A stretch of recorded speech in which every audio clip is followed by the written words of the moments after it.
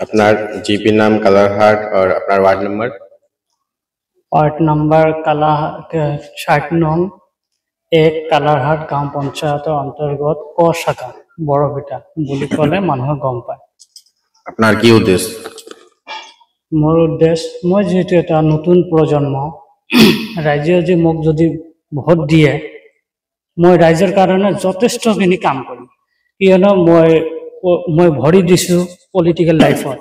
মই এতিয়া যদি ৰাইজক যদি মেম্বাৰ হোৱাৰ পিছত যদি ৰাইজক যদি ঠগাওঁ তেনেহ'লে মই আৰু ভৱিষ্যতত আগুৱাই যাব নোৱাৰোঁ। সেইকাৰণে মই ৰাইজৰ কাৰণে যথেষ্টখিনি কাম কাজ কৰিম। ইয়াৰ কাম কাজ হ'ল মোৰ কেইটামান কামৰ ইছ্যু আছে, যে আমাৰ বৰবিটা ইউনিটত এটা ড্ৰেইনৰ সমস্যা। বৰ্তমান মানুহৰ কলৰ পানী পেলোৱা সমস্যা হৈ আছে, পানী তাতে থৈ দিয়ে।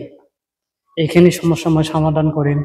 ইয়াৰ লগতে আমাৰ এটা আমাৰ এটা ঈদগাহ ময়দান আছে, সেইটো কাম নতুন ঈদগাহ ময়দান, তাৰ বাউণ্ডাৰী ৱাল হোৱা নাই, মাটি কটা নাই। সেইটো কাম ইনশাআল্লাহ মই কৰিম মোক যদি আমাৰ ৰাইজে যদি ভোট দি যদি জিকায়।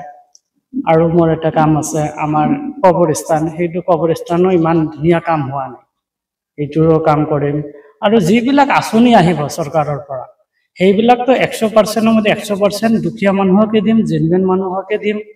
আৰু মই যেহেতু এইবিলাক ডাঙৰ কামৰ কথা কৈছোঁ, এইবিলাক কাম কৰোঁতে অলপমান অসুবিধা হ'ব, কিন্তু এইখিনি কাম কৰাৰ কাৰণে মোৰ য'তে যাব লাগে মানে এম এল এ ওচৰত, এমপিৰ ওচৰত, তাতে গৈ পেলাই মই কামখিনি কৰাৰ কাৰণে খুব চেষ্টা কৰিম।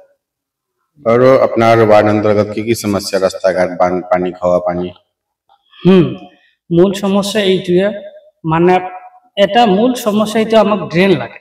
ড্ৰেইন নহ'লে আমাৰ এইটো সমস্যা কেতিয়া সমাধান নাহে। বৰ্তমানে আমালোকে যে পানী পেলাওঁ, এই কলৰ পানী তাতে থৈ দিছোঁ। যেতিয়া আমালোকে ড্ৰেইনটো পাম, ড্ৰেইনটো পালে আমালোকে এইটো ড্ৰেইন দি পানী ডাইৰেক্ট চান্দাখাল নদীত দিব পাৰোঁ, তেতিয়া আৰু আমাৰ এইখিনি সমস্যা নহয়। ৰাস্তা ঘাটটো ড্ৰেইন হ'লে আৰু ৰাস্তাটোৱে ভাল হ'ব। মানে ৰাস্তাটো 2-এবাৰ কাম হৈছে, কিন্তু ড্ৰেইন নোহোৱাৰ কাৰণে ৰাস্তাটো ভাঙি যায়। খোৱা পানীৰ ব্যৱস্থা, জল জীৱন মিছনটো এতিয়াতো মানে কিছুমান জল জীৱন মিছনৰ মানে কাম কাজ চলি আছে, কিন্তু পানী এতিয়াও দিয়া নাই। কিন্তু চৰকাৰৰ কাছত মই অনুৰোধ জনাওঁ যে এইটো জল জীৱন মিছন এইটো কাম অতি ৰাতে আৰম্ভ কৰে আৰু ৰাইজক পানী যোগান ধৰে। আপনাৰ পঞ্চায়েত কালাৰহাট अंतर्गत স্কুল ব্যবস্থা আৰ अस्पताल ব্যবস্থা আছে?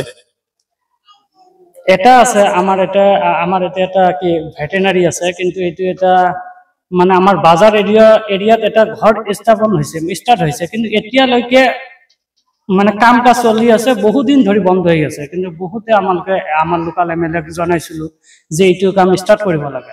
মানে এটা মানুহৰ ঘৰৰ অধীনত আছে, মানুহ এটা আজিকালি ঘৰত যাবলৈ লাজ পায় যে সিহঁতে কেনেকৈ আছে নহয়। কিন্তু এইটো যে আমাৰ যে এটা এৰিয়া আছে, এই ঘৰটোত থাকিব লাগে, 24 ঘণ্টা ডাক্তাৰ থাকিব লাগে, 24 ঘণ্টা আমাৰ নাৰ্ছ থাকিব লাগে। এইখিনি মানে মই যদি মেম্বাৰ হওঁ, প্ৰথমে এইটো কাম মই নিশ্চিত কৰিম। আজিকালি আমাৰ এটা যদি ডায়েৰিয়া পেচেণ্ট হয়, আমালোকে ধুবুৰী যাব লাগে, নাইবা ফাৰ্মাচীৰ পৰা ওচৰত আনিব লাগে। তাতে যদি আমাৰ দুটা যদি নাৰ্ছ থাকিলেহেঁতেন আৰু যদি এটা যদি ডাক্তাৰ থাকিলেহেঁতেন, আমালোকৰ কিমান সুবিধা হ'লহেঁতেন।